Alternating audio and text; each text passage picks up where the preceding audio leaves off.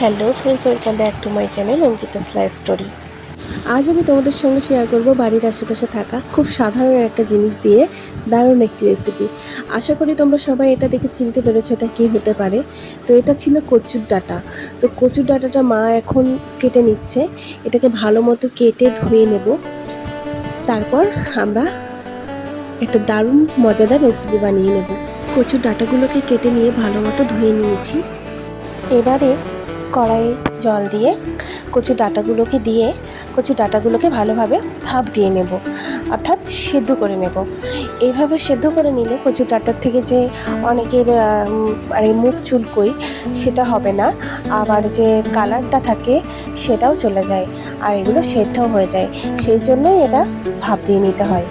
আর লবণ দিয়ে আমি ঢাকা দিয়ে কচু ডাঁটাগুলো ভালোভাবে ভাপ দিয়ে নেব। এই যে এখানে কচুর ডাঁটাটা সেদ্ধ হয়ে গেছে, আর সাথে সাথে কি কালো রঙের যে কষটা সেটাও বেরিয়ে গেছে। এবারে আমি কচুর ডাঁটাগুলো নামিয়ে নিচ্ছি। কচুর ডাঁটাগুলো থেকে ভালোভাবে জল ছড়িয়ে নিতে হবে। এবারে কড়াই গরম হয়ে গেলে আমি সর্ষের তেল দিয়ে নিচ্ছি। সর্ষের তেলের মধ্যে 5 ফোড়ন ও বেশি পরিমাণে কালো জিরে দিয়ে দিচ্ছি। তেলটা ভালোভাবে গরম হয়ে গেলে আমি এর মধ্যে অ্যাড করে নিচ্ছি কচুর ডাঁটাগুলো। একটু খেয়াল রাখতে হবে কচুর ডাঁটাগুলো যেন জল না থাকে, তাই আমি আরেকটু জল ঝরিয়ে নিচ্ছি। এবার আমি পুরোটাই কড়াইয়ের মধ্যে দিয়ে ভালোভাবে নাড়িয়ে নেব। 2-1 নাড়াচাড়া করার পরে এখানে আমি হলুদ ও লবণ দিয়ে নিচ্ছি। এবার আরও কিছুক্ষণ নাড়াচাড়া করে জলটা যখন শুকনো শুকনো হয়ে যাবে তখন আমি দিয়ে দেব পেস্ট করে রাখা আদা, জিরে ও শুকনো লঙ্কা। এরপরে মশলাগুলো ভালোভাবে কষিয়ে নিতে হবে। এই রেসিপিটি খেতে একটু মিষ্টি মিষ্টিই ভালো লাগে, তাই আমি এখানে দিয়ে নিচ্ছি চিনি। তোমরা যদি কেউ মনে করো চিনি দেবে না তো না দিতেও পারো।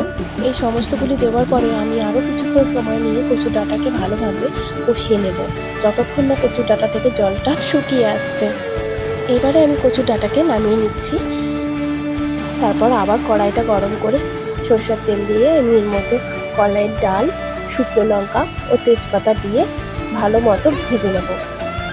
কলাই ডালটা ভালোভাবে ভাজা হয়ে গেলে আমি এর মধ্যে তুলে রাখা কচুর ডাঁটাগুলো দিয়ে ভালোভাবে আবারও নাড়িয়ে চাড়িয়ে নেব। এদিকে আমি কয়েকটা কাজু বাদাম নিয়ে নিয়েছি। কাজু বাদামটাকে ভালো মতো পেস্ট করে নেব। কাজু বাদামের পেস্টটি দুধের পরিবর্তে ব্যবহার করতে পারো, আবার যদি মনে করো যে কাজু বাদাম ও দুধ দুটোই দেবে সেটাও হয়। কাজু বাদামের পেস্টের স্বাদটা বেশিই হয়। এভাবে আরও কিছুক্ষণ নাড়িয়ে চাড়িয়ে নেওয়ার পর আমি এখানে দিয়ে দিচ্ছি চালের গুঁড়ো। এরপরে একটু গুঁড়ো গরম মশলা দিয়ে আর একটু কিছুক্ষণ নাড়িয়ে চাড়িয়ে নামিয়ে নেওয়ার আগে সামান্য পরিমাণে ঘি দেবো, এটাতে স্বাদ আরও বাড়িয়ে তুলবে। আর এই যে এইভাবে বানিয়ে নাও তোমরাও কচুর ঘন্ট। এটা সম্পূর্ণ নিরামিষ পদ। আজ তোমাদের সঙ্গে এটা আমি শেয়ার করলাম। ভালো লাগলে অবশ্যই লাইক, কমেন্ট, শেয়ার করতে ভুলো না। Thank you so much.